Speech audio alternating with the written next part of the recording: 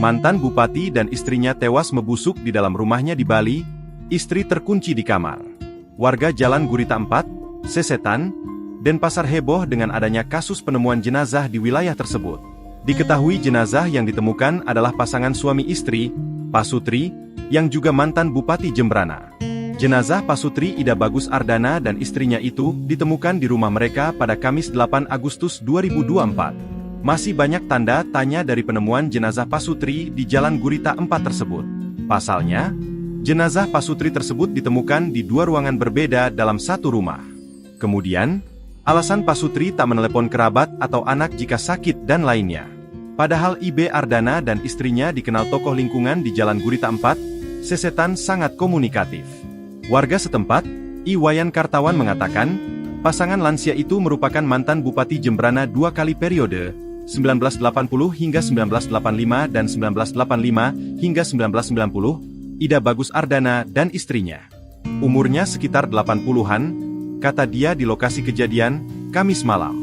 Sementara itu, Kepala Lingkungan Karya Dharma, Putu Gede Igar Bramandita membenarkan bahwa rumah tersebut ditempati oleh Ida Bagus Ardana dan istrinya. Rumahnya I Bagus Ardana, mantan Bupati Jembrana. Rumah ditempati, suami istri, kata dia di lokasi yang sama. Ia mengatakan keberadaan kedua jenazah korban itu diketahui pertama kali oleh warga karena mencium bau menyengat. Warga juga curiga karena sudah 3 hari tidak melihat korban keluar rumah.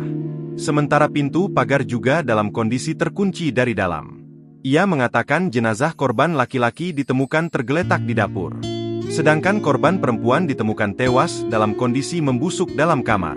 Sementara itu, Kapolsek Denpasar Selatan Kompol Herson Juanda yang berada di lokasi kejadian masih enggan memberikan komentar terkait kejadian tersebut. Dari pantauan Kompas.com, tim Inafis Polresta Denpasar masih melakukan olah tempat kejadian perkara, TKP.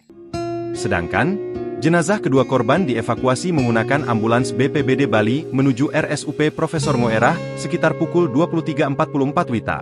Sementara itu, keluarga dan warga sekitar juga masih terlihat berkumpul di depan rumah korban. Download Tribun X sekarang, menghadirkan lokal menjadi Indonesia.